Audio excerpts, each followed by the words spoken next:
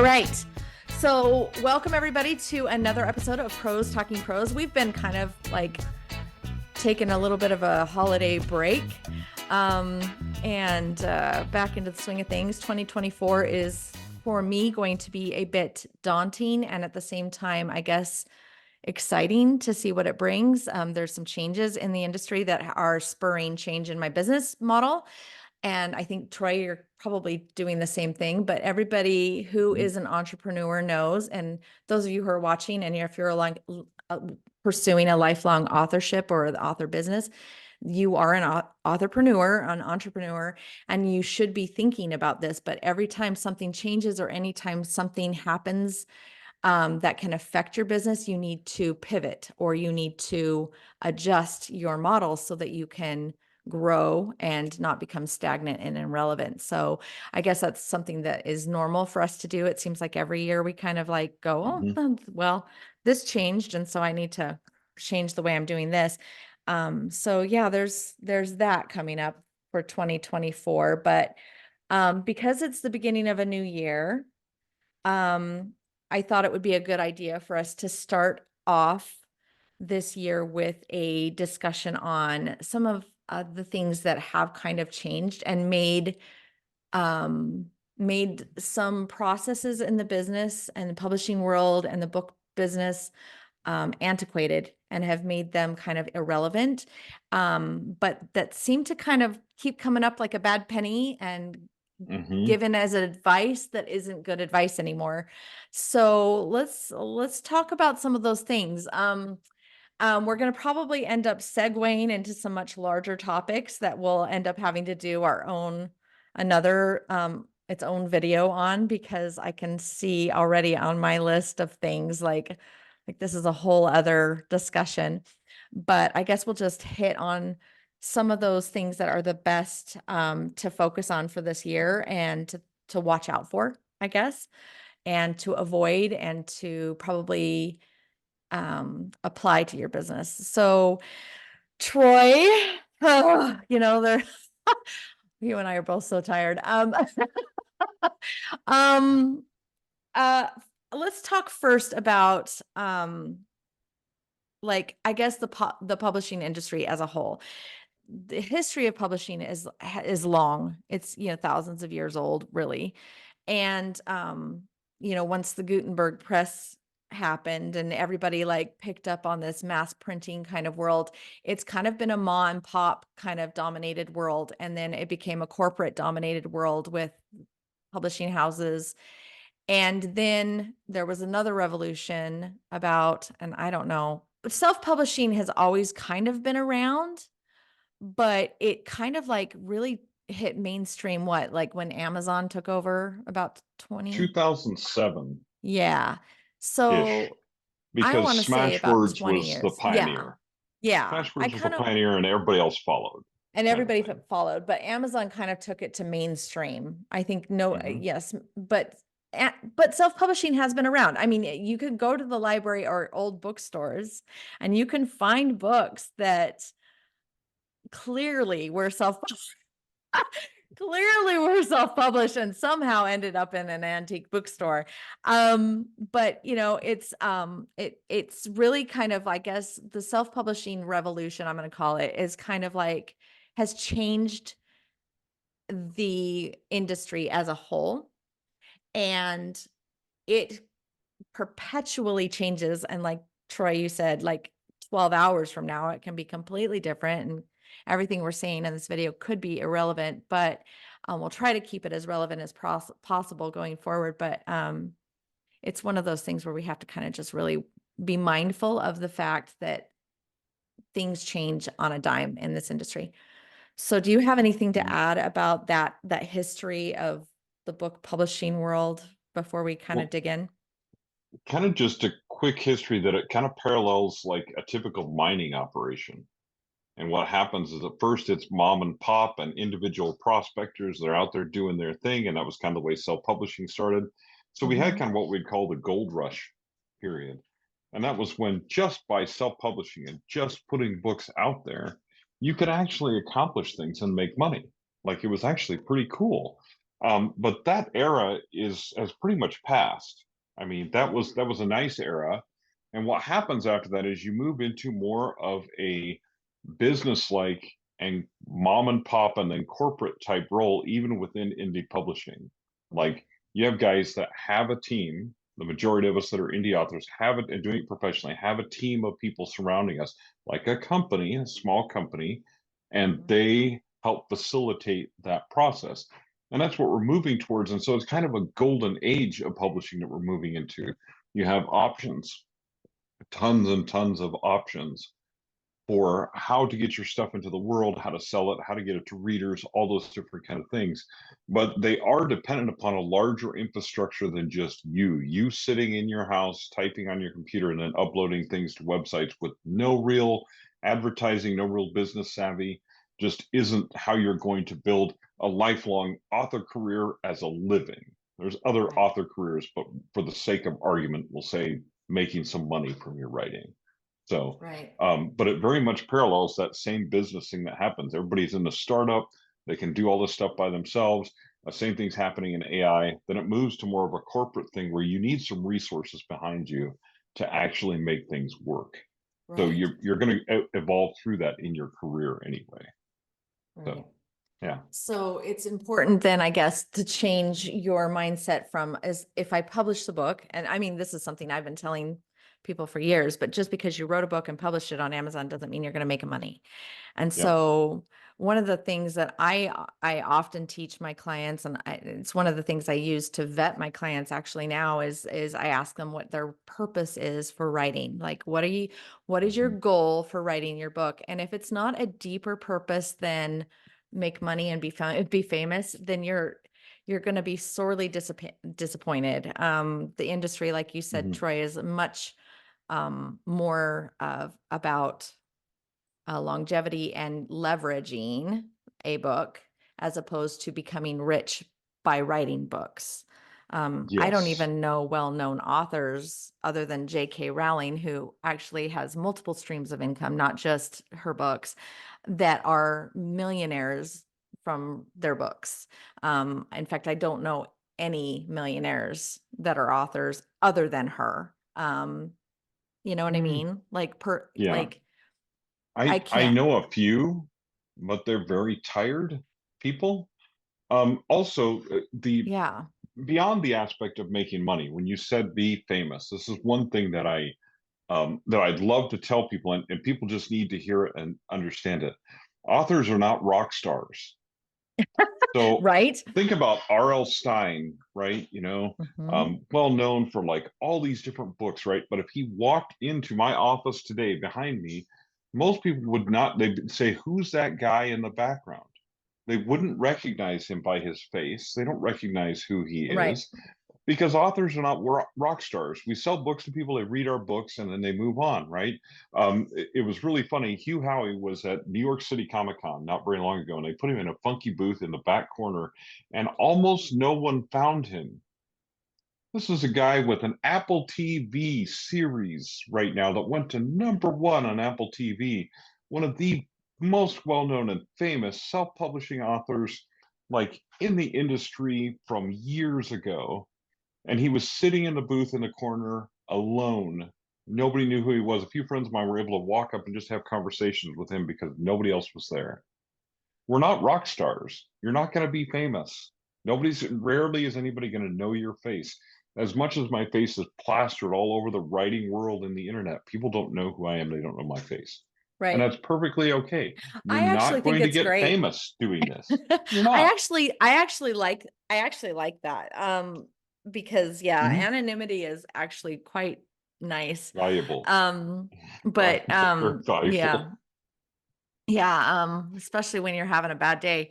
Um, Yeah. yeah, but yeah, you're right. It's one of those things where, yeah, you got to have a deeper reason for writing. Mhm. And so find that why, and we can, like I said, this is one of those videos that we could do on its own, but we're not going to worry about that. Mhm. But I just, before we get into the reasons that you should pivot or things that you should, old school thinking that you should get rid of, keep in mind that this industry is not for the weak of heart. Um, You should probably just really determine that why before you pursue the writing career that you think you want to Mhm. pursue, because it's definitely one of those things that it's not going to be easy. It's kind of an uphill battle. That being Mhm. said, there are still a lot of good reasons to write a book. Um, Mhm. One of which is my passion for the business, and that's to share perspectives that otherwise wouldn't be out there. And those perspectives are Mhm. vital in both fiction and nonfiction in order to better our human existence. And if we don't share those experiences and we don't open ourselves up to um, those expressions or those feelings, then we will lose ourselves and not learn from our past. And that's Mhm. very that's why Rome fell. Mhm. So in my opinion. So yeah, so there are lots of other reasons to write a book. Troy, can you think of some other reasons why writing a book right now is a good idea? My primary thing is what I always say about why we write fiction and why we read fiction, why we lose ourselves in stories, and that's hope. It basically Mm, gives us hope for tomorrow that we can defeat bad guys, that the dragon can be defeated by an ordinary person just like you and I, and that's a lot of what we read fiction for. And so, writing fiction gives you your own hope. Even if you can't conquer your demons today, in your writing, you can conquer those demons today. There's things that you can do with writing. So that's one of them. But the other part is simply the passion for putting a story on the page. Like that's something I've had since I was a kid. I can't get rid of it. It's impossible. Um, and so I'm never going to be quite right. honest. I'm just going to keep writing forever. So even if it became impossible to make a living as a writer and I just absolutely couldn't do it anymore, I would still find a way to write. I would have to change some other things about my lifestyle in order to make that work. But I would still continue to write all the time because it doesn't the money is a secondary effect. And yes, I like money and I need money and yada yada, those things are Yeah. important, You but gotta it's work. not the most important. It's not the Right. most important. And if that's your reason for writing, it's not going to sustain you through the bad days. But there are tons of other reasons to write a book. Just sharing your story, even if it's just with a few close people close to you or a limited number of readers, can have a great impact on somebody that you'll never know how much that impact is sometimes. Sometimes you get lucky and you will, but you Yeah. don't know how much your story is going to impact others. So Right. that's It's a great reason to write a story. it's a great reason. Um, and then, of course, then there's other reasons too. There's the reasons to leverage your business, to leverage your credibility and your expertise in a field, Hmm. or to, like you said, Troy, to share stories that will open people's minds and hearts to ideas. Hmm. So yeah, there's lots of things that you can be doing with your book. Also legacies, like to leave a legacy, to leave your mark on the world, to leave that footprint in the sand, so to speak. So those are all good reasons to write a book. So let's just dive into some of these antiquated thinkings. I'll first open it up to what got me on this subject in the first place is that lately a lot of my clients have been reaching out to me about marketing strategies and wondering which ones work and which ones don't, and that led me into the why you don't use press releases anymore talk. So it seems like there was a time about 3-4 years ago that I had a client contact me and say that they had spent over $5,000 writing and publishing and releasing a press release, which, first of all, he he was, Oh. yeah, a little bit, I don't know even where that money went, because honestly, it's to throw a press release out there, you can do it for as little as like, you can do it under $1,000. So I didn't know how and what and how this even happened, but besides that, when I was doing research like I said, 3 or 4 years ago about it, even then it was like there was no like why write a press release? Like, what does this do for an author?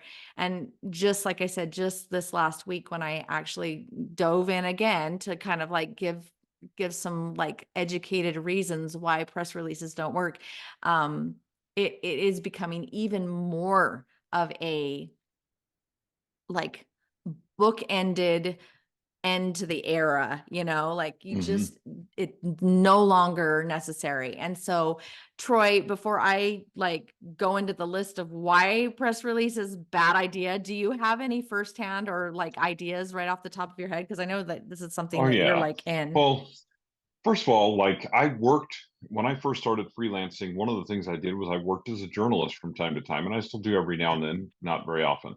But I'll tell you, as a journalist, that you get all kinds of leads and press releases in your inbox. Mhm. But there's a problem with a press release about a book, especially now. How many books a day are released on Amazon? Oh, well, it's 4 So, million a year. So so I a don't know how much book that is a day. release is not news. As a journalist, I am looking for news. News. The fact that you released a book is news to you, news to your family, and perhaps news to your friends. But more than likely, in the town that you live in, there are several people that release books today, especially if you live in a good sized town. So it's not news. A press release is for news, is to announce something that I, as a journalist, would want to cover. Okay, Right. that's the first issue. So it's not news. The second issue is that news outlets in general have decreased in number and are Hmm. owned by large corporations. So the likelihood that you will get your press release to the right person at a paper who will consider it news and will actually put it in the newspaper and has the authority to put it in the newspaper without going up a large chain of some sort is approaching zero. Hmm.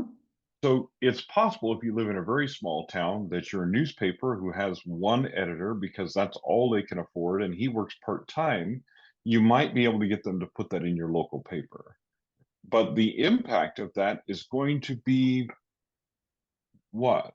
I can give you How many people in your actual. local towns are going to buy your books? So, yeah. Yeah, Anyway, I can give you so actual numbers, good figures. numbers. I can give you actual numbers on this actually, because this was one of those things where I was like, oh, okay, we got problems. So only 67% of reporters even use or read a press release today. Only 60, Hmm. and like you said, they do it for news. They're doing it for news and they're doing it for um to see what's, like what is going to be interesting to our viewers slash readers. And you said it, the news industry is kind of because of social media. So you got to remember this is trickling. So these statistics are statistics. Keep that in mind. Statistics are always based Yep. on a reference.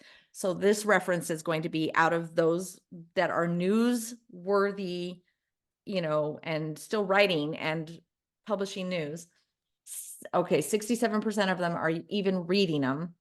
And out of that 67%, only 78%, which is like a majority, but 78% of them will even use them in news stories. And just like you said, so that's leaving like 30% of those that are not even they're just like throwing it out. But, out of that 67%, that means like 30%, 35% are throwing them out. They're not even reading them. So you've Hmm. just wasted a ton of money. And by the way, again, Troy said it, these are books are not news.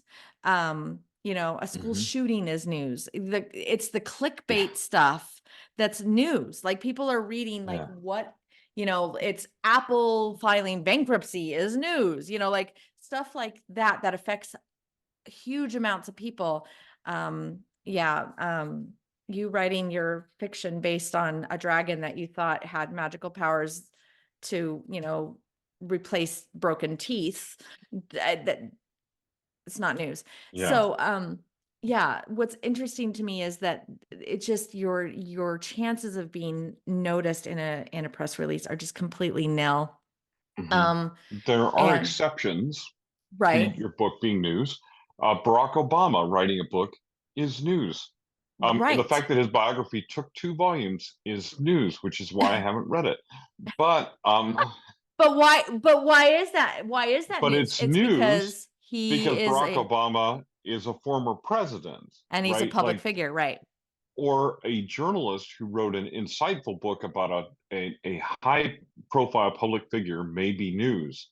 But some of the best books and most loved bestsellers in the country were not news. Right. Um, and there's also an alternative to press releases. And I'll just throw this out here. And Yeah. but with a qualification, if you have some sort of expertise in your particular field that you write in, so it's related to your books, you can use a program that's called Help a Reporter Out. It's called HORO. And Okay. what it is it's a database of reporters who are looking for quotes for articles from people who have certain expertise. So you get on the list for HARO and you get an email that says these reporters are looking for this expert to weigh in on this. Oh, Now, wow. Okay. there's not going to be very many requests for reporters looking for someone who's a specialist in magical dragons to Right. contribute to their article. Right. But like in my case, people are looking for crime writers. So I can say, Right. yes, I've written about crime, I've written about true crime, and I've actually appeared on podcasts and stuff about true crime. So I have some credentials. So I can say, if you have a question about serial killers or whatever, I can answer it in your article. And right next to my name is the name of my book. Now, the question is, how many people that read that newspaper are actually going to go buy my book? Right. And the answer is very few. So the answer still is spend a limited amount of time on these things. If you're spending hours and hours combing these things for the ultimate question that the reporter is going to ask, that's going to no, it's just not going to work for you. It's an alternative to press releases that actually does work, but there's huge caveats around the whole thing. So, Right. uh, but yeah, I mean, and just because you reach out to a reporter doesn't mean they'll use your quote. Is the other part of that. But anyway, Right. so that's a part of it. But press releases themselves, like you were saying, like as when I was in the media, like the majority of time, if the headline of the email said press release or the first part of the email said press release, I just hit delete. You hit It delete. was Mhm. gone. It was gone. I likened it to the news, to the newsletter you get from your favorite shoe store. Like you get a shoe store newsletter and you're like, okay, I'll read, I'm not interested. And you delete before you even open. It's like, I subscribe so I can get the coupon when, every four or When I five need months I need a shoes. pair of shoes. When I Yeah. need shoes. Yeah. So yeah, that's the only reason. So yeah, you don't read those. So don't bother. So the alternative, like you said, is HARO, which is great. I also, like I said, a one sheet. A one sheet is a Hmm. great tool. And here's what you do with a one sheet, and here's what you don't do with a one sheet. First of all, if you want to, like I said, I'm going to go ahead and put this on my website as a resource. So if you go to my website, Edits by Stacey, you can get this PDF, information about this. But I'm just going to recap. Basically, a one sheet is a one page. Don't go 2 page, 3 page. Nobody's going to read it. One page, One. one visually appealing, short, very short synopsis of your book and publishing information so that people can get your book, and maybe a little bit about you as the author, so that that whoever you're giving this to will either want to contact you for a podcast / blog, or guest blog, or a guest appearance or presenter at a convention or something to that effect, or something that you can take into a bookstore or library and you can say, hey, this is me, I'm a local author, or I'm going to be in town and I would love to do a signing. Here's the information about my book. I would love if you would carry my book. This is why you have a one sheet. Now you can distribute this digitally, or you can distribute this by hand. I always tell my clients, keep a couple in your car and then keep them in your Yeah. email. And then you just never know. But there are things that you're going to include on that. And like I said, it's going to be visually appealing. If you don't have any designing chops, go ahead and hire a designer. But there are lots of templates out there. There are lots of things, lots of tools out there that are free, including the one and only Canva.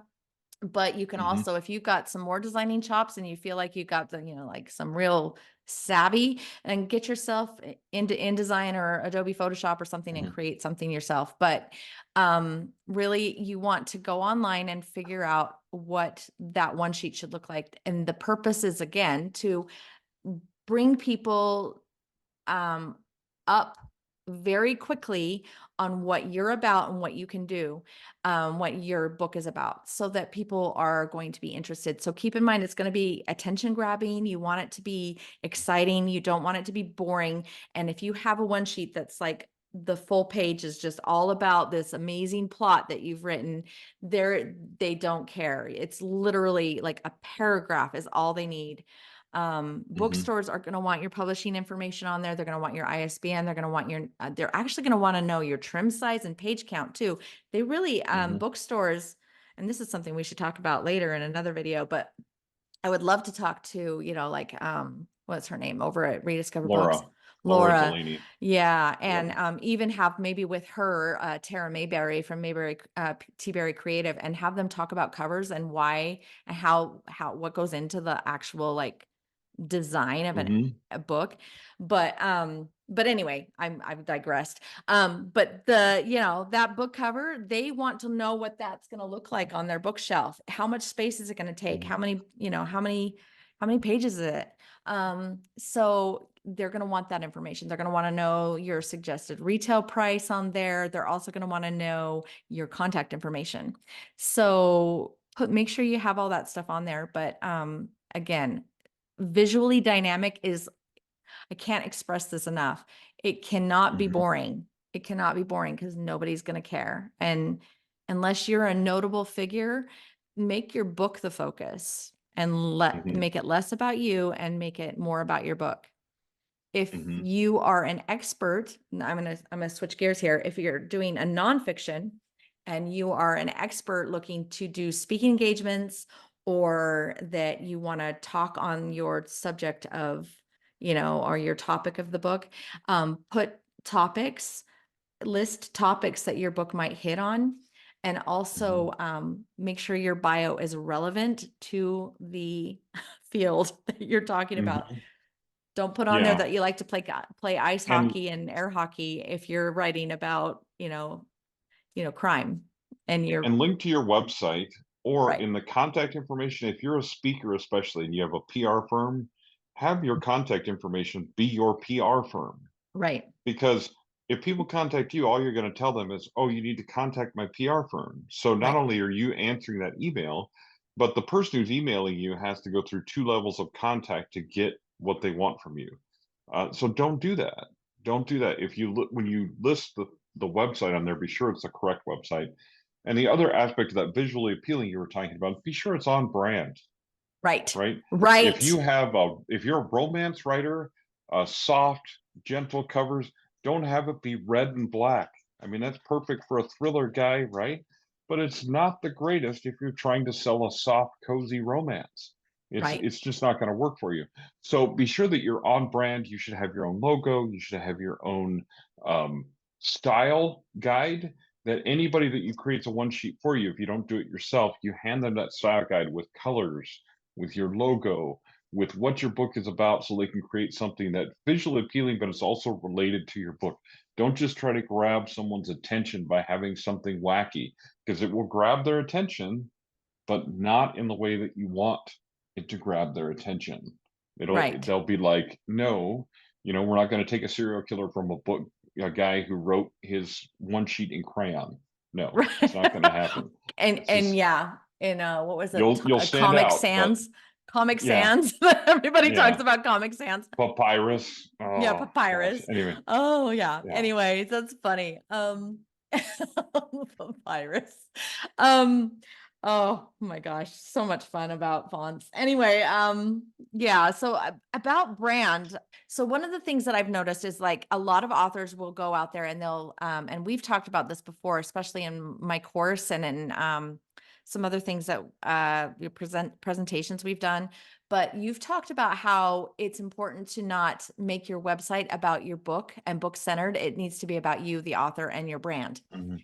And so branding is something that it's not old school thinking, but it is something that um, it's something that I think is ignored and that people still want to focus on their book Mhm. and focus on because and like you said, it's probably partly because authors are they are kind of introverts and they're humble and they don't tend to want things to be about them. And there's that aspect of it. And they're like, well, I want to sell my book. So why people aren't going to be interested in me? They're going to be more interested in my book. Well, the thing is that no, they're not.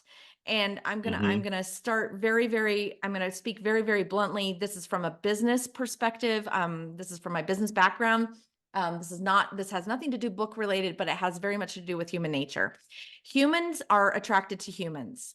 Humans are not attracted to Mhm. things. So when we buy Apple, we are attracted to the brand of Apple because of the movement and the meaning behind the brand.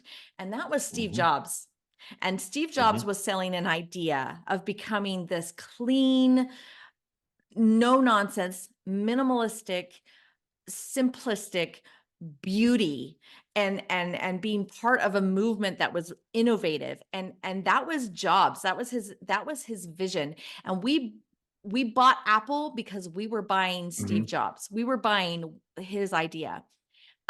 So when you are writing copy for your website, for your emails, for your newsletters, for your one sheet, keep in mind you're trying to make a human connection with your readers so that they want to buy your book and the next book and the Mhm. next book and the next book. So, Troy, I know that you're really big on this because we've talked about branding and why you want to make your website a certain way. So, like, yeah, I would love to hear your perspective on this. Well, and that's interesting because what happened when we first started self-publishing was everybody was making a Facebook page for every single book that you Book. released. That was insanity, for one, because you're never going to manage all of that. Then we had people that were making websites for each series that they did. Well, that isn't working either because you're managing more and more websites, right? You as a creator need to focus on creating. Okay. So you're going to solidify your brand into one thing. And the reason, especially for website branding, especially now, is that there's an opportunity for direct sales of your books to readers, and you want them to be able to go to one place and find all your stuff, not seven, because readers don't have patience for that. Now, if you want to, you can own all of those domains and point them towards your main website. Go ahead if you have money to throw away, or you can send it to me. I'll drop my PayPal in the comments later. But if you have extra and you're just not sure what to do with it. But honestly, the problem is you don't need to do that. You're doing things that you don't need to do and that are going to cost you time and money, but also that confuse your readers. When Right. we go to the store, we see a big wall of Tide, right? And there's all kinds of different tides we can choose from. And we can go through and pick the one that we like the way it smells, or we like what it does to our clothes, or that works with our washing machine, whatever you want to do, or whatever Tide Pod flavor you like to eat. But but we've got a wall of Tide, right? But we don't have a wall where each one of those Tide buckets looks totally different than the rest if we don't recognize that brand. If you're looking for Tide detergent, you recognize the brand. It's got an orange jug, it's got the logo, it's got all the Mhm. stuff on it. Then underneath, it tells you this is the scent, this is the type, right? And that's what you are as an author. You are an author, you create books, which are products underneath your brand. And so your brand should be recognizable. Now, that can, You can change your branding a little bit as far as fonts and stuff like that from series to series, so your covers don't all look identical, Right. but you've got kind of a theme, generally speaking. You've got kind of some kind of an image that's saying, "This is me, this is my brand, this is this series of books," things like that, and it's cohesive across them. Design is the same, and the reason is so your readers recognize it's you. You know, if Hmm. you use an author headshot, use that author headshot everywhere. When you change it one place, change it everywhere, Right. because then as soon as people see that face, that's you. That is your Hmm. brand. You know, that is who you are. So it's really important to just focus on that branding aspect of things rather than trying to diversify. It's like you were saying about niching down. You niche down, you do what you're really good at. This is what you write. This is what people recognize you for or recognize you for doing. If you're in nonfiction, you want to be a speaker. You don't speak on underwater basket weaving. You speak about leadership, which is your area of expertise. Right. Right. Niching down is really important in those Really things. important. Yeah, really important. So yeah, branding just like if you don't know what we're talking about in terms of branding or you don't know where to begin on that, there's loads out there in terms of like how to figure this all out and why colors choice, color and font is all important. And you can really get into deep into the psychology of this. I have a section of this just in my course, and it's literally just 15, 20 minutes is all. I mean, like, but there are, Mhm, this is after, years of my study on the whole thing. But yeah, and I'm not an expert by any stretch of the imagination, but it is one of those things where if you need help with it, there are people out there that you can tap mhm, into, that will probably give you the advice for free. Branding is something that's kind of out there and mhm, a well-known business tactic. So, okay. So the next thing, let's talk about this. Copyright. I'm gonna talk about this. Copywriting is something that is a very sensitive subject for a lot of authors, especially newbie authors, I've noticed. But it's one of those things where people think that they have to have a copyright and they have to have it right away. And if they don't get a copyright right away, then somebody's going to steal their book. In fact, it's gotten to the point where some authors will be so worried about an emailed manuscript that they will wish to encrypt it before sending it to an editor because they're afraid that their editor is going to somehow have their computer broken into and that manuscript is going to be stolen by some nefarious book stealer who's going to then publish it in their own name instead, and they're thereby going to never have any chance at becoming the famous author that they wish to be. So let's talk about this. Copyright is something that is important in terms of putting your mark on the world and making sure that it's protected. However, Ruth Ginsburg kind of threw a wrench in the spokes a few years ago, and I know we've talked about this before, but she, bless her little heart, um she was well-meaning, but there was a lawsuit. It was Wall Street Burner, or actually it was the other company. It was like a trust company or trust fund. It was a journalist trust thing that sued Wall Street Journal for copyright infringement because they had stolen something from this journalism company or this journalism trust company. Anyway, they sued them because they wanted the compensation for their copyright infringement, and they lost. And the reason is because they'd never registered the copyright. So it used to be, and it still is actually, the law is written so that if once you create something, once it comes out of your brain and it's on a physical kind of any kind of physical format, it's in the physical world, it is copywritten. So your work is copywritten the second you put it on your post-it note, people. You need to understand that. But the that if you wished to litigate, if you wished to go after somebody who stole your idea, it needs to be registered. So the old school mhm, way of thinking was that, oh, we could just, leave our copyrights out there and not worry about it.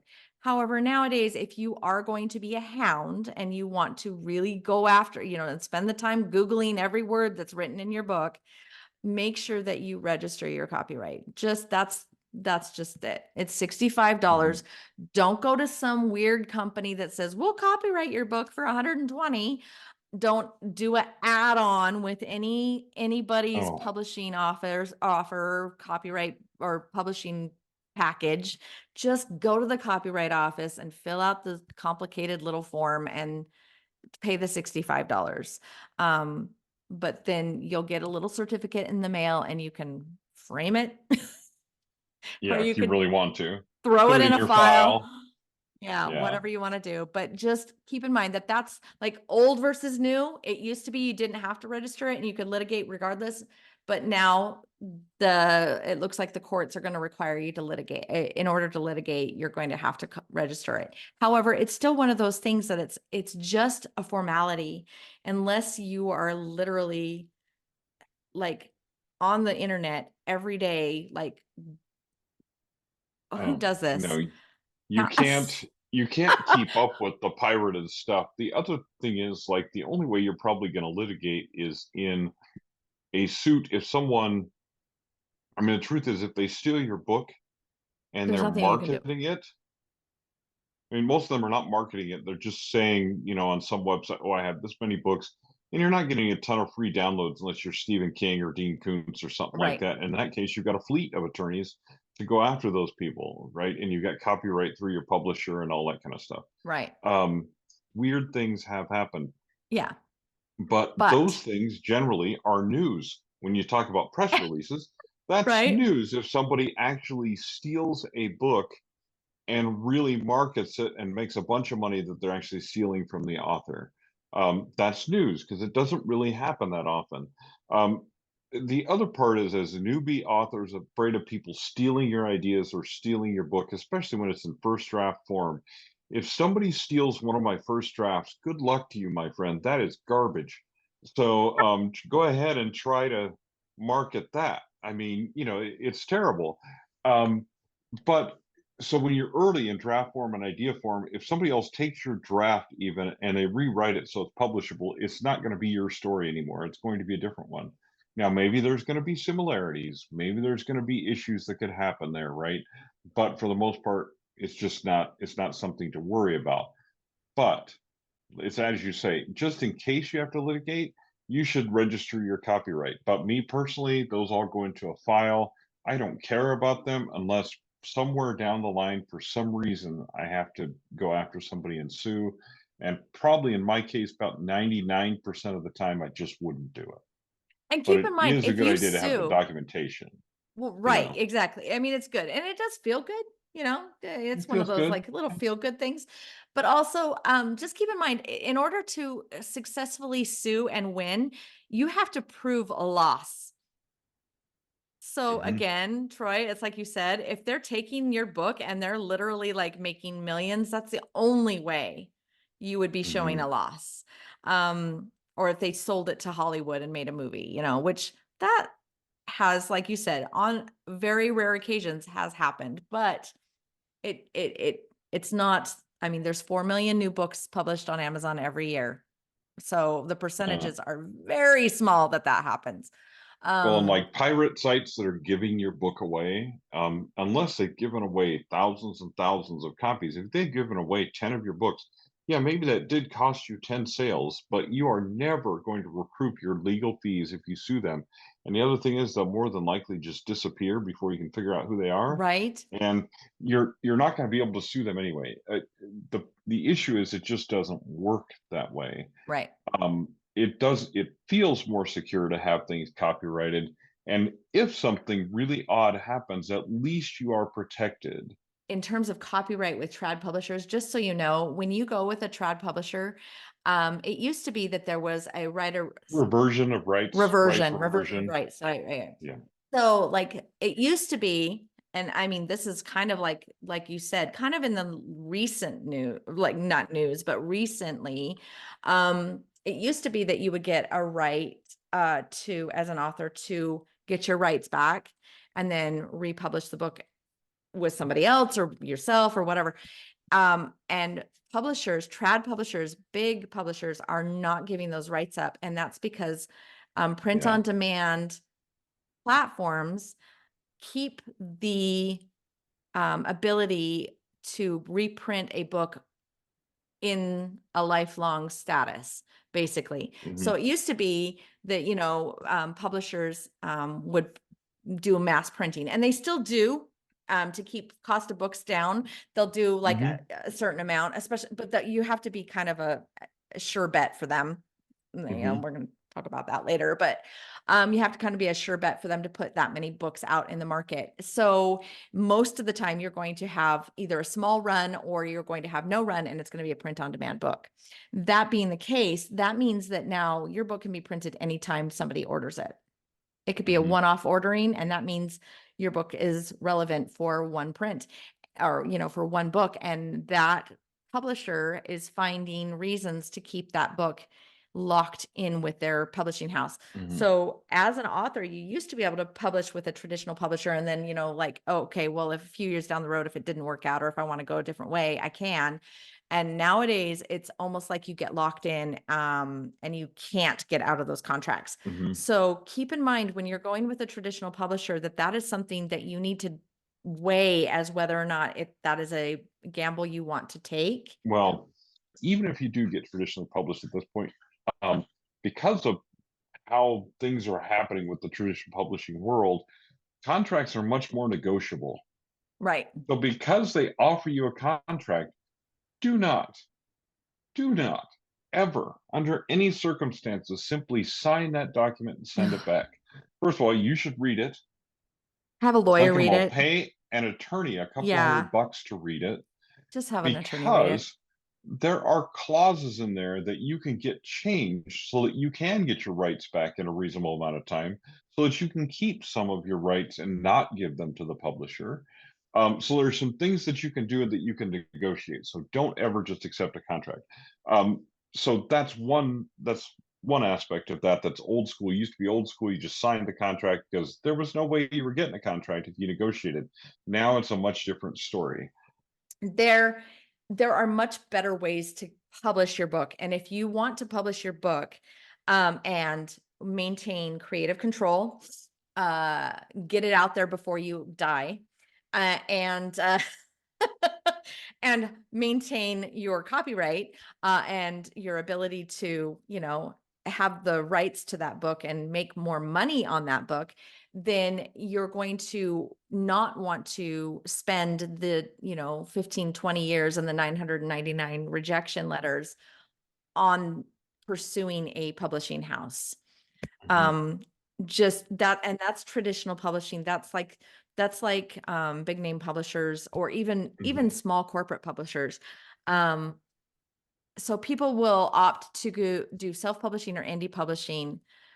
We have a video out about the traps that sometimes are set by indie publishing companies, and I will put that in the description below. So if you guys are interested in finding that out, but we will caution you that going after an indie publishing company to help you with that book, it needs to be, there's some precautions you should take. But that being said, traditional publishing, or not traditional publishing, indie publishing and or slash self-publishing is more and more the correct path for most authors nowadays, because there are things that you can do, and the control that you can have over your product is much better, and your branding.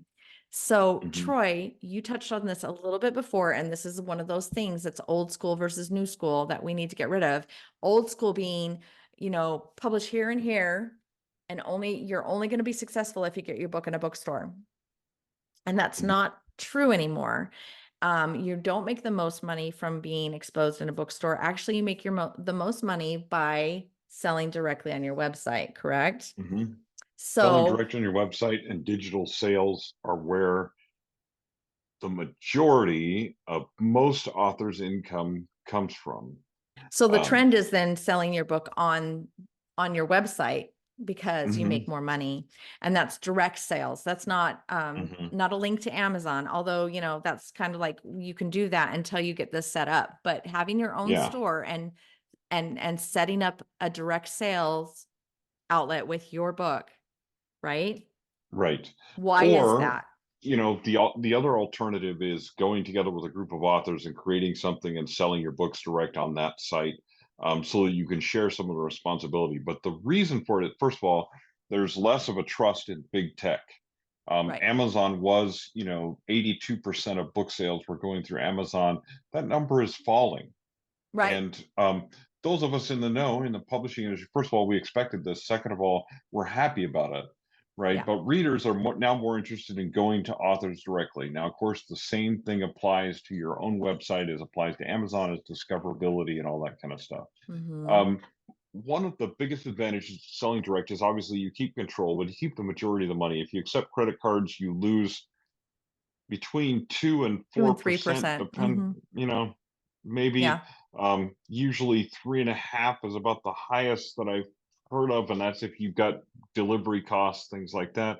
And then Mhm. you've got some kind of provider in the middle that is providing your print books, hopefully, and providing your digital books as downloads so that you don't have to manage that on your own website. Right. Okay.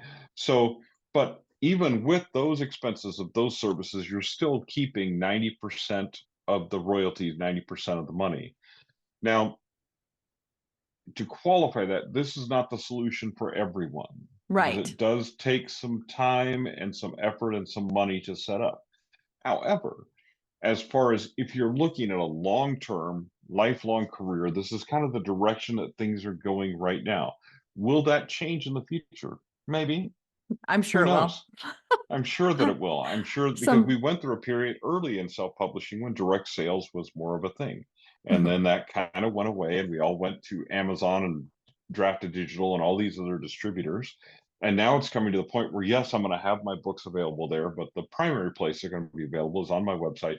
It's going to be the cheapest place to buy my books. I can create bundles that I can't create on Amazon. There's all kinds of things that I can do, right? That I don't Mhm. have the ability to do on somebody else's retail site.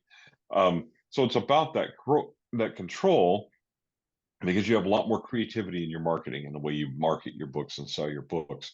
But it's also a matter of just it as far as a business decision, it's just higher profits. I mean, in plain and simple, what do we? I mean, we don't. You don't do this for money, but if you want to do it for a living, you have to make a certain amount of money. Right. So that's not your motive, but it is a desired side effect and it Right. is a part of the motive. Again, if you're just doing it for the money, you're in the wrong game. Uh, go do something else because it's way easier ways to make money. But But um, but if you're going to be in this Mhm. game, selling direct rather than going all in on Amazon or some of the other tactics that we used to use, those are definitely going away. Traditional publishing is largely going away unless you need specific distribution. Like I'm working with a Mhm. client right now that we need specific distribution for her books because that's where they're going to have the maximum effect and the maximum profit. And those particular bookstores that she's aiming for still follow a very traditional model, and we have to go through this gate in order to get her books into those stores. Right. Now, but do I think that we'll still have to go through that gate to get her books in those stores 5 years from now? Probably not. There are Mhm. probably going to be some other options. And we're even exploring some of those other options right now. So it's traditional publishing still has a role, but that role is increasingly smaller in the overall world of publishing. And as far as readers are concerned, they don't care who published it. They don't care who your publisher is anymore. They're not following a certain publisher. They're following authors. They're following certain series, certain books, and you can reach out to your readers if you do marketing correctly, and that's a whole other discussion. And find your readers and sell to them directly, or just sell to them on Amazon or wherever you happen to be selling, without the need for a middleman publisher. That's frankly going to take a lot of your money and a A lot of your lot of your profits. yeah, let's A emphasize that. lot, A lot of your money. a huge chunk of the pie, and they're There's not a going to do reason. much for that money. That's Yeah. the other aspect. They're not doing much for it. No, you're doing So, a lot of the you legwork. know, They're just taking a lot of control out of your hands. And just FYI, this is a major thing you're going to be surprised about, but there are probably more of your mainstream, more popular authors that you don't even like. I mean, some of the ones that you think, oh, there's no way he's like, he's been traditionally published for years. Yeah, I'm not going to list names because I don't want to throw people under the bus, but there are many, many, many, many authors that I know of that I'm a huge, like rock star fan versions of these authors that I follow that have left traditional publishing and are self-publishing because they don't want to make, 4 cents a book anymore. They want to, they know that they can, their platform and their author platform, and we'll talk, like I said, author platform, that's another discussion, but their author platform is big enough. Their SEO, their search terms, their name is big enough that they don't need a publisher to back them anymore. They'll make more just being on their own. So, Well, and those contract disputes too are those contract disputes are interesting. We have James A. Owen coming to our conference in Idaho, and he's been traditionally yeah, published for over 30 years. And guess what he's doing? He's going indie he's and going he's doing indie. self-publishing. And the reason for it is those clauses in the contracts that we talked about. And like how they were trapping him and keeping his rights and then not really paying him for everything. And he wasn't able to reconcile sales with the royalties he was getting and, things like that that give us red flags as authors and go, hey, I'm not into that. I need to get the money that I'm owed and that I'm entitled to. And, several lawsuits later and things like that, like he's got his rights back, but it was an uphill battle. Like you said earlier in the video or, earlier in our discussion that it is getting harder and harder to sell books basically because it used to be more, it was easier. There wasn't so many, there wasn't 4 million plus books being published every year. So you have to consider, when you're going into this business that as an author, you can't just be an author anymore. If you want, and I mean, and you can if you want to just, but you have to know that going in that you're just going to put a book out there and that's that. And I call those legacy projects. Those are the legacies, the ones that you want to just leave your mark and leave your footprint. And yeah, that's a good reason. But if you also have the side hustle of wanting to make a few bucks on the way, or at least make your money back that you put into creating that book, because there isn't an upfront investment with creating book. Keep in mind that you're also going to need to do, and it's the dreaded, every author, anytime I talk about this, it's the dreaded marketing or selling portion of your business model. So, I'm not a marketing specialist. Troy is closer to being a marketing specialist in terms of like author career, because you are running an author business.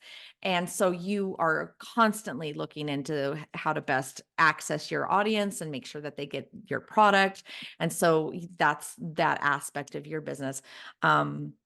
So when you are an author and you go into this business, keep in mind that the old school way of thinking was just, I'm going to put my book out there and I'm going to, somebody's going to notice it and I'm going to make it. I'm going to get on that train. It's going to give me a bunch of gravy. And it doesn't happen anymore. You have to do legwork. And here's the other real kind of like caveat. You can't stop talking about your book. I use Dean Koontz as an example. He wrote a really great book years ago when I graduated from high school. I'm going to age myself right now. In 1994, it released. It was awesome, and it scared the pants off of me. Like that man, he gives me the shivers. So that book was killing it. And it was of course it was on the New York Times bestseller list. Like, I mean, Dean Koontz was hot then. And so it was a huge, huge, huge deal. I went looking for that book recently because I wanted to remember what it was. I had specific nightmares that I was like, oh, that was a good book. So I went to go look for it. I can't find it. I can't find it. It's like I have to dig into the archives to find it.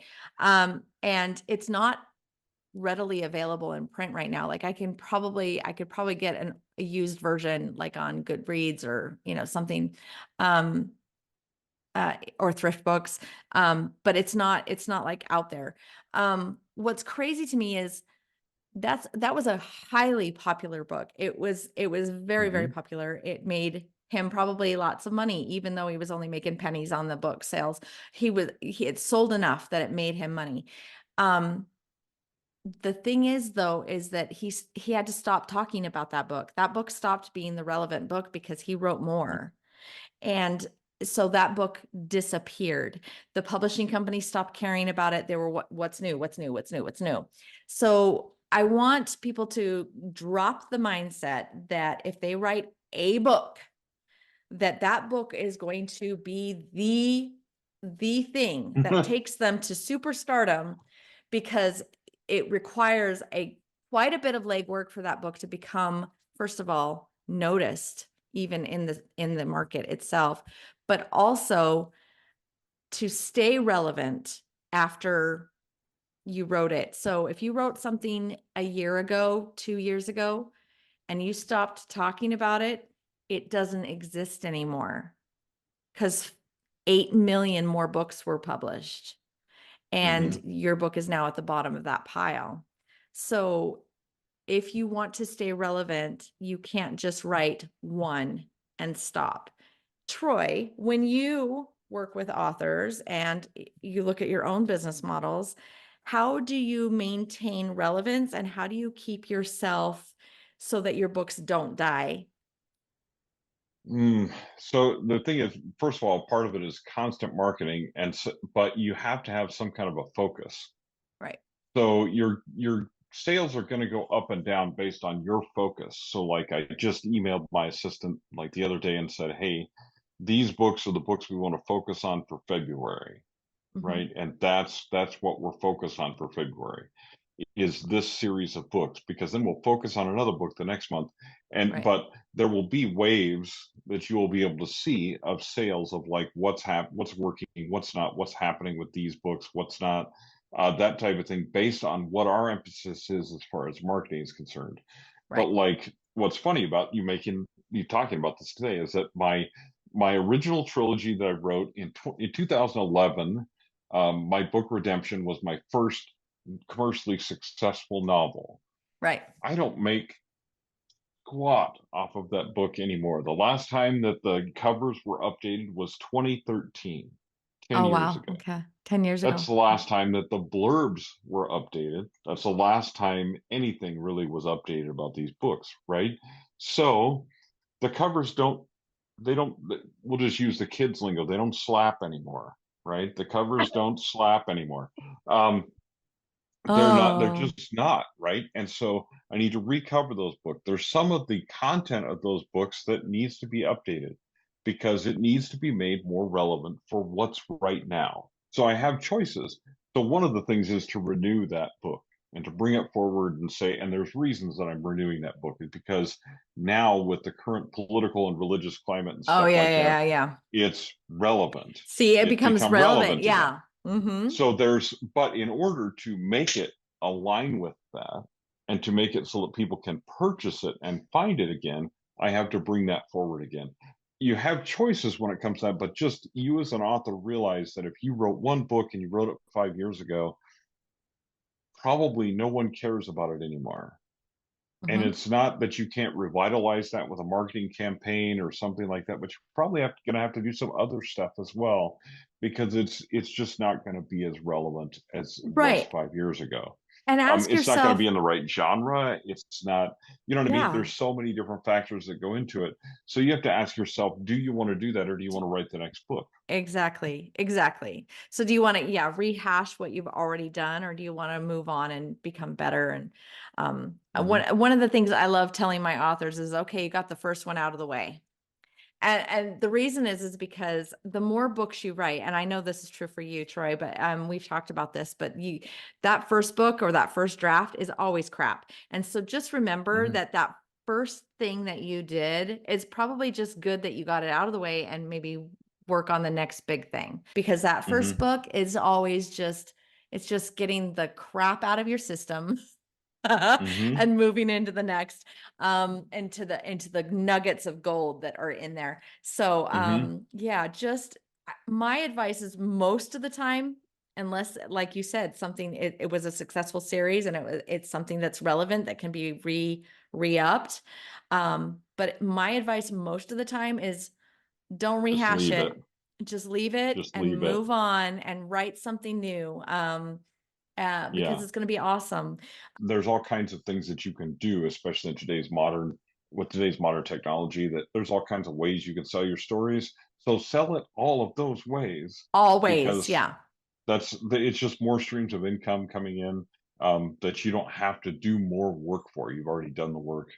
You're Yeah. just adding Just, adding just, to it. So just yeah. adding another outlet that somebody can access your book through.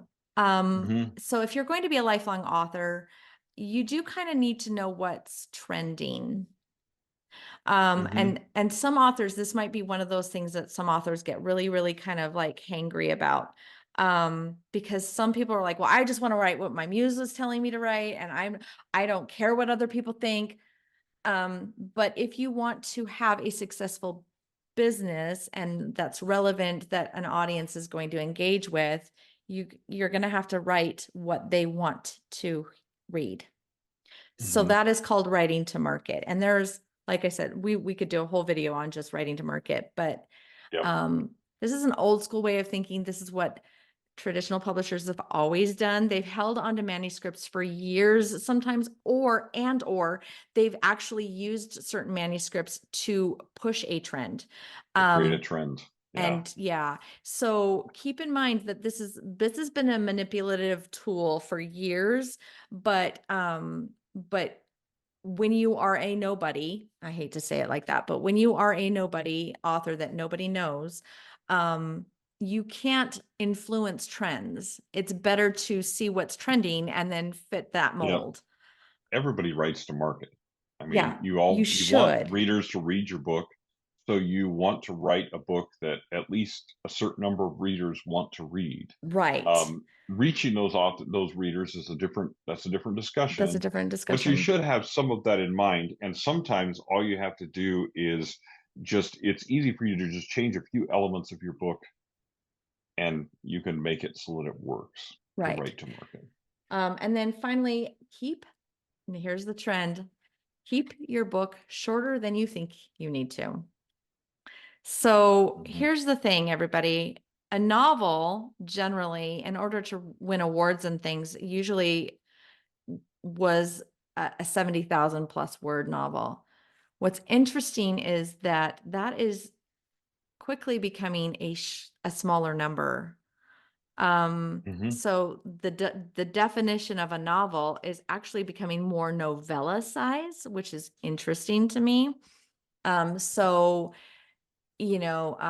with some exceptions, I mean, Troy, you and I are working on something that's like massive, but in terms of books that are even my favorite genre, which is fantasy and epic fantasy, it is dangerous and somewhat of a very big gamble to go over even 100,000 words if you are Mhm. an introductory author with no following. Well, this So, is not new. Just to let people know, right. but most people don't remember the pulps and the pulp Yeah, books and the thin pocket paperbacks of the I 70s do. even. I do. But those small books, we loved those because we could consume them quickly. It Super was a fast. complete story. It was concise. It was super fast paced. And so people are like, "Oh, the attention span with TikTok and all this stuff is changing." And I'm like, this is not new. This is a trend coming back around of the Right. pulps where you're churning out fiction pretty fast. It's relatively short, but it's a complete, tight, concise story. People love it. They read it and they move on. It's not Right. a classic. It's not something that's going to be in the library 50 years from now, but nobody cares because that's Right. not what we're writing. So this move towards that shorter stuff as far as romances and mysteries and So thrillers and it's a stuff like that. it's a Yep, it's interesting because if you think about it, when the thin pulp books were really popular, movies were really long. Yeah. Huh. Huh. That's interesting, isn't it? Since Mhm. Oppenheimer, which is a terrible movie, by the way, which we Yeah. should talk about sometime, because I appreciated the 90 minutes of story in a 3 hour movie, but we could have done that better. Anyway, that trend towards longer movies is the same as it was when As it pulp was back fiction in and shorter there. fiction was back in the day. So just things come around in cycles. This is not something that's new, but you as an author should consider the fact that even if you are writing long things, maybe you should write some short things in between that feed those readers that are looking for that short if you want to make a living at it, because those quarters and nickels from back in the day add up. What's happening with agents? So let's talk about why having an agent is probably not a good idea anymore. Quickest thing, and I do want to do this in a longer video, but the quickest thing is that an agent is going to take a piece of the pie for doing something you could do for yourself for the most part in today's publishing world. Now, there are exceptions to that. There are exceptions when you need that for movie deals or for Right. television series deals or things like that, in where you almost need an agent just for that. Or if you really need a certain amount type of distribution, you need to get into certain publishers to do it. You may need an agent's help to do that because it may be a publisher that doesn't accept unagented manuscripts, but those publishers are getting fewer and fewer. And just Okay. so you're clear, So, agents, agents, you need to vet your agent. They need to hmm have those relationships already established before you hire them. So, hmm I mean, and we'll talk about this in that video when we do it, but like just so you yeah. know, agents are no longer relevant unless you have, like you said, that very specific reason. And so don't think that because I'm writing a book, I have to get an agent and I have to get a trad deal. hmm That is no longer that's not in vogue anymore. Like, no, you hmm don't do that. So I'm going to leave us on this note. One is watch for our next video when we're going to talk about agents in more detail. The first thing you should do is, again, have a plan, know exactly what you're doing before you get into this business. And if you have, and I know there's going to be a lot of you out there that have already wrote a book and you're like, but I've got this great idea and I already wrote it. And now what? Now what? If that's the case, then get with an editor or a publishing professional like myself or Troy that is a well-rounded professional that is capable of helping you make the decision in a very methodical and logical way. hmm You and I'm not gonna send you to an indie publishing company because that indie publishing company has one objective in mind, and that is to take your money and publish your book and not care whether or not you sell it or not. They don't care. Yeah. So instead, go with somebody that has a real passion for the business and is an honest individual who will point you in the right direction for the mere motivation of just making sure that you can hmm hopefully succeed in your way, whatever hmm that may look like. But please be very, very, very cautious in today's world. Right now, there are loads of people that are just happy to take money and really don't care. hmm So just be very, very careful. Be very careful when you're reading blogs or taking advice that you pay attention to when that advice was offered. Yeah. Um, and and even, I mean, even if it is 5 or even 2 year old advice, see what the actual results of that advice are before actually hmm taking it. Before Troy and I even started talking today, I was talking about different blogs that I was reading to kind of make sure I was, hitting all the marks today. And some of the blogs I was reading were like from 2011, 2012, and completely not even relevant anymore. hmm So, just be careful when you're reading a Forbes article. that says do this, that you're not reading a Forbes article from 2009. Mhm. Um, those are my last and final words of advice. Troy, what do you have to say in terms of like going forward, authors 2024? Mm, I mean, my final word of advice is to stay on top of what's happening in the industry. If you're going to be a professional in this industry, if that's what you want, or even if you're just going to have a lifelong career of this as a side hustle or just something that you do, you just need to be aware of what the trends are, what's happening in the world today, and what that looks like. I Hmm. mean, it's just those are just things we need to be aware of constantly. So don't let yourself fall behind and pay attention to what's going on. There are exceptions to indie publishers and exceptions to agents that are good, but they are exceptions, and you need to Hmm. really know and understand who those people are that you're dealing with. You're building relationships, professional relationships, that some of them are going to last a lifetime, and you need to be able to. There's a certain level of trust you need to have in those relationships, and if you can't have it, then you need to just stay away from those relationships. Yeah, that's really good advice. It's really good advice. I'm also going to just touch on this because we were talking about relevance and, trends and everything. Just real fast. Troy and I did a video on AI and its role in the industry. It's believe it or not, it's still relevant in what we're talking about in 2024. Keep in mind that AI, while it is something that many are afraid of, um, it is preventing some authors from even writing a book, which is very sad, in my opinion. Um, don't allow AI to scare you out of it. Um, just like Troy Mhm. said, the author business is built on those relationships, and AI cannot form those relationships. It is Mhm. not sentient. Um, it's not going to be able to stand in for you, the human. So please don't be afraid to write the book because you're afraid that AI is going to push you out of the business. Um, it's a trend, just like everything else we've talked about. So Mhm. be bold, write your book. Yep. And yeah, so there's a couple things we want to plug. My website, you can find editsbystacey.com. You can find a course, this resource on the one sheet. You can find all kinds of things there, information. You can also, sign up for a free consultation. I can talk to you about your publishing path and what's good for you. Troy is equally astute at giving that same support. He's also doing a course. Have you launched the course on the SEO?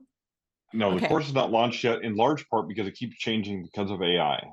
Right. And so some of the advice that I'm offering keeps changing because of generative AI, Yeah. and its role in SEO, and basically its role in what authors do with it. There's some things you can do with it and some things you shouldn't do with it. And that's Right. a whole other discussion for another time, but it is changing. But I do have a book out there that's a pocket guide to SEO. That book is relevant regardless of what happens to AI, because it's Good. it's some base principles. The course goes more in depth, and at that point, we have to start talking about generative AI and what's the impact What's that it's having happening? on Yeah. SEO, and on your ability as an author to create a website much more easily than you could in times past, and some things like that. Oh, So, yeah, there's some that's AI that's web intriguing. builders and things like that are happening. That you don't need to be an expert in some of these things anymore, because there are some things that AI is very good at, following patterns, things like that. So there are some tools out there for authors, AI tools out there for authors, that are very valuable and can save you a lot of time and effort.